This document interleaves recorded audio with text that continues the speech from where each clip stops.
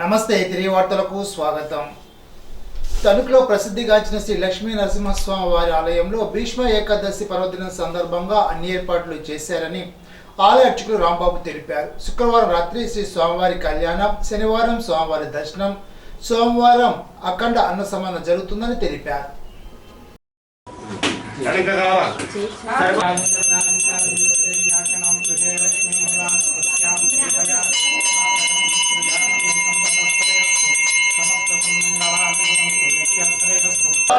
గోవిందా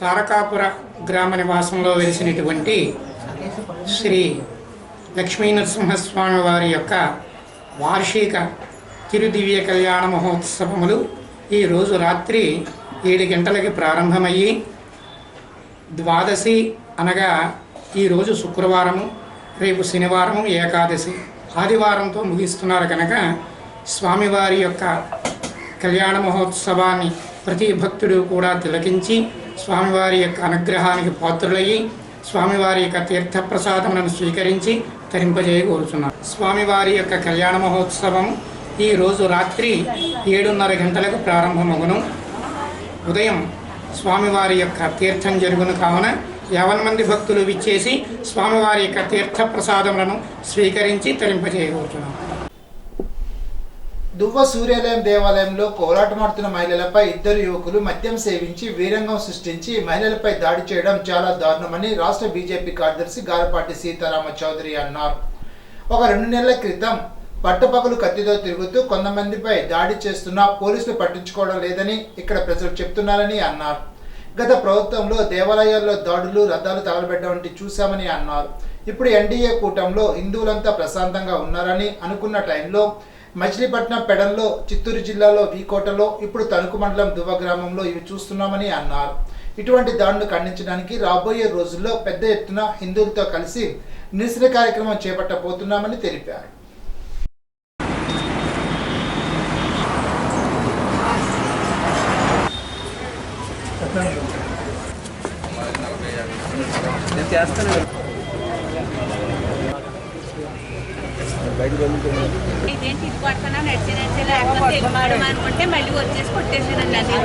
అట్నుంచే అక్కడి నుంచి beer bottle, drink bottle divider దాటకుండా ఇసిరేయాడు.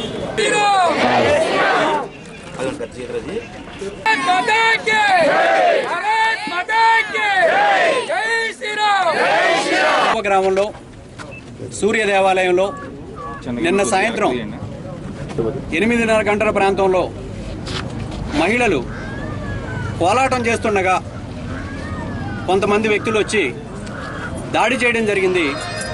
అమానుషంగా బాటిల్స్ తీసుకొచ్చి పగలగొట్టడం, మైక్ తీసుకుని మ్యూజిక్ వాయిస్తున్న వారిని కొట్టడం, అలాగే గాయపరిచారు కొంతమందిని.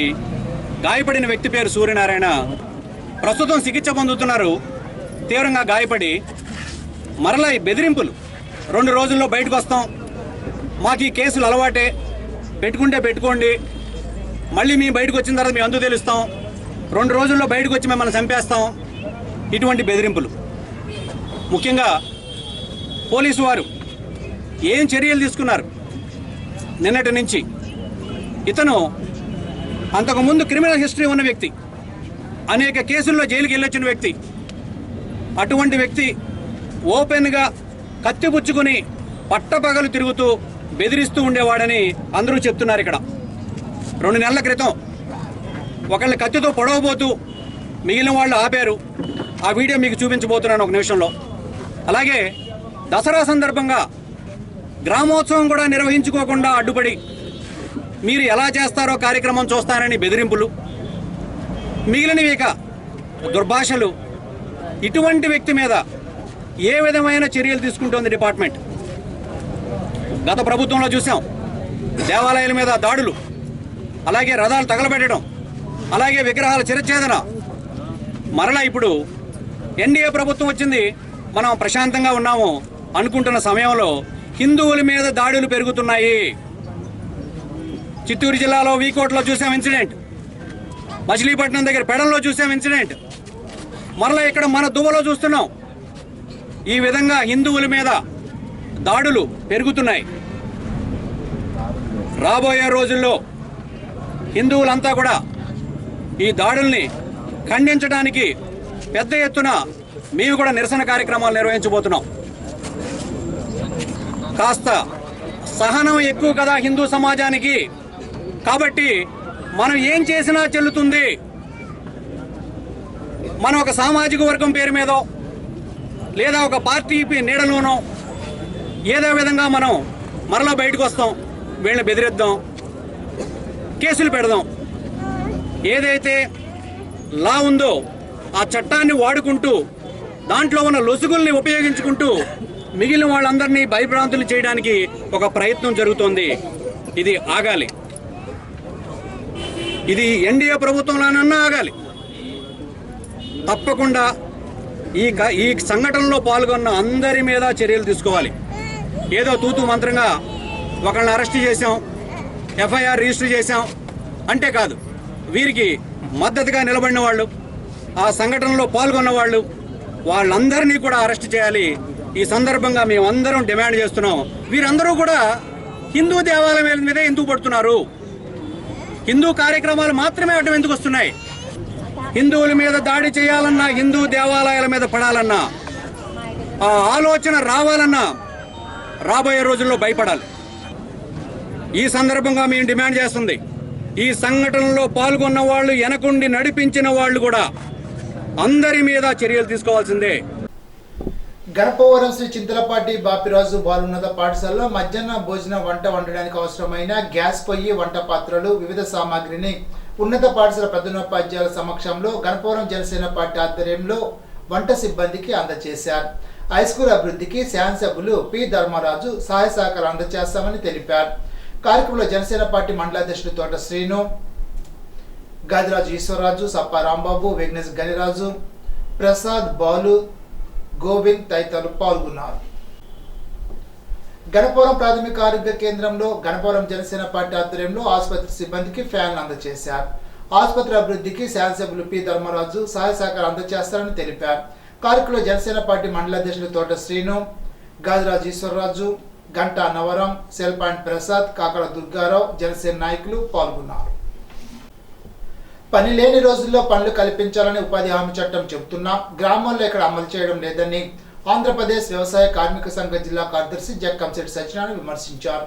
గణపవరం మండలం కేశవరంలో ఆంధ్రప్రదేశ్ వ్యవసాయ కార్మిక సంఘ ఆధ్వర్యంలో ఉపాధి హామీ కూలీలు పనులు చూపాలని నిరసన తెలిపి పంచాయతీ కార్యదర్శి డివిఎల్ నరసింహాంబకు వింటి పత్రాన్ని అందజేశారు.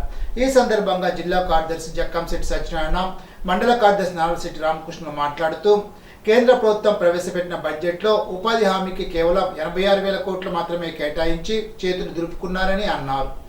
పనిచేసిన ప్రాంతంలో ఫోటో తీయకుండా ముందు ప్రారంభించిన చోటే ఫోటో తీయాలనే పేరుతో అనేక కిలోమీటర్లు ఉదయం సాయంత్రం నడవలసి వస్తోందని ఆందోళన వ్యక్తం చేశారు.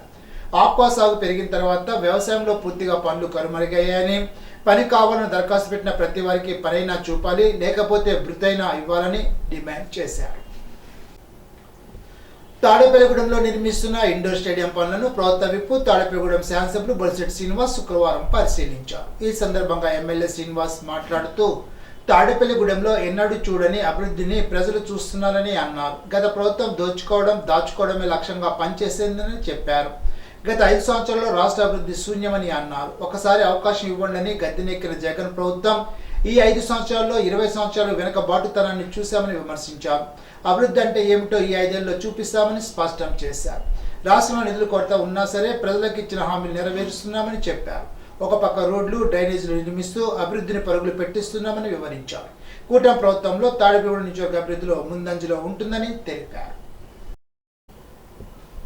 పెదపుల్లేరు గ్రామదేవత సత్యమ్మ అమ్మవారి 60వ వార్షిక జాతర మహోత్సవాలు శనివారం నుండి ప్రారంభం కానున్నాయని ఆలయ కమిటీ చైర్మన్ కలిదిండి రామకృష్ణంరాజు తెలిపారు. ఉండి మండలం పెదపుల్లేరులో కొలువై ఉన్న శ్రీ సత్యమ్మ అమ్మవారి జాతర ఈ నెల 8వ తేదీ నుండి 16వ తేదీ వరకు జరుగుతాయని, 17వ తేదీన అఖండ అన్న సమరం నిర్వహిస్తున్నట్లు ఆలయ కమిటీ సభ్యులు తెలిపారు.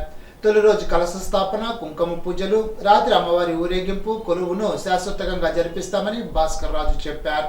చుట్టుపక్కల గ్రామాలు, ఇతర ప్రదేశాల నుండి పెద్ద ఎత్తున భక్తులు పాల్గొని అమ్మవారి మొక్కులు తీర్చుకొని అమ్మవారి ఆశీస్సులు పొందుతారని ఆలయ కమిటీ సభ్యులు తెలిపారు.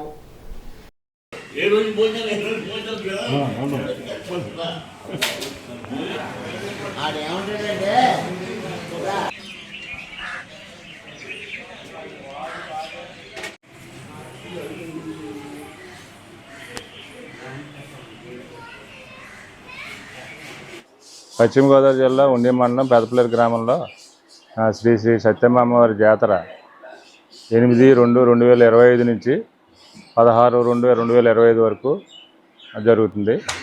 17వ తారీఖునేమో అఖండ అన్న సమారాధన. ఇది ఈ సంవత్సరం 60వ వార్షికోత్సవం మా సత్యమ్మ అమ్మవారి చుట్టుపక్కల గ్రామాల నుంచి, ఇతర జిల్లాల నుంచి వచ్చి అమ్మవారి మొక్కులు తీర్చుకుని అమ్మవారి కృపకు పాత్రలు అవుతాయి, ప్రసాదం తీసుకుని వెళ్తున్నారు. సేవ చేయడంలో ప్రత్యేకత ఉంటే ఆ సేవ 10 కాలాల పాటు గుర్తుండిపోతుందని ఫాస్ట్ గవర్నర్ కృష్ణంరాజు అన్నారు. ఉండి భూపతిరాజు హరనాథ్ రాజు గృహంలో జరిగిన రీజనల్ మీట్లో ముఖ్య అతిథిగా హాజరై ప్రసంగించారు. సభకు ఆర్సీ గొట్ల కృష్ణమూర్తి అధ్యక్షత వహించి మాట్లాడారు. ఆర్సీ మీట్ మార్చి 9న ఆక్యువీడ్ వి కాన్ఫరెన్స్ హాల్లో జరుగుతుందని, ఈ మీట్లో అందరూ పాల్గొని జయప్రదం చేయాలని కోరారు. సమావేశంలో ఆర్బీఎస్ రాజు, కృష్ణంరాజు, నర్సరాజు, బ్రహ్మారెడ్డి, శివరామరాజు, నరసింగరావు, డాక్టర్ రంగరాజు, రూత్కల, రాము, రామచంచయ్య, వెంకన్నబాబు, రాజేశ్వరి, జ్యోతిరెడ్డి తదితరులు పాల్గొన్నారు. ఇప్పుడు ఏలూరు జిల్లా వార్తలు. అన్ని రకాల ఒడిదుడుకును ఎదుర్కొని ప్రతి మిర్చి పండించిన పత్తి మిర్చి రైతులకు కనీస ధరలు రాక నష్టపోతున్నారని ఆంధ్రప్రదేశ్ రైతు సంఘ జిల్లా కార్యదర్శి కె శ్రీనివాస్ ఆందోళన వ్యక్తం చేశారు. పత్తి కొనుగోలుకు సిఐ కొనుగోలు కేంద్రాలు వెంటనే ఏర్పాటు చేయాలని కోరారు. క్వింటాల్ పత్తికి 10,000, క్వింటాల్ మిర్చికి 25,000 కనీస ధరలు అమలు చేయాలని డిమాండ్ చేశారు. శుక్రవారం జంగారెడ్డిగూడెంలో ప్రజా సంఘాల కార్యాలయంలో ఆంధ్రప్రదేశ్ రైతు సంఘ ముఖ్య నాయకులు సమావేశాన్ని నిర్వహించారు. సమావేశానికి సంఘ జిల్లా ఉపాధ్యక్షుడు బొడ్డు రాంబాబు అధ్యక్షత వహించారు. ఈ సందర్భంగా కె శ్రీనివాస్ మాట్లాడుతూ పత్తి మిర్చి వ్యాపారులు ధరలు తగ్గించి రైతులకు తీవ్రమైన నష్టం కలిగిస్తున్నారని చెప్పారు. గత సంవత్సరం క్వింటాల్ 12,000 పలికిన పత్తి ధర ఈ సంవత్సరం పత్తి దిగుబడి తగ్గిపోవడమే కాకుండా ధర కూడా 5,600 రూపాయల నుండి 6,300కే కొనుగోలు చేస్తున్నారని చెప్పారు.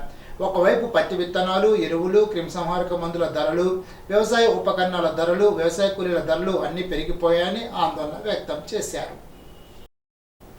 ఇటీవల సుప్రీంకోర్టు జారీ చేసిన ఆదేశాలపై కేంద్ర ప్రభుత్వం తక్షణ జోక్యం చేసుకుని కొల్లేరు ప్రాంత ప్రజలకు న్యాయం చేయాలని కేంద్ర పర్యావరణ, అటవీ, వాతావరణ మార్పుల మంత్రిత్వ శాఖ మంత్రి భూపేందర్ యాదవ్కు ఏలూరు ఎంపీ పుట్ట మహేష్ కుమార్ విజ్ఞప్తి చేశారు.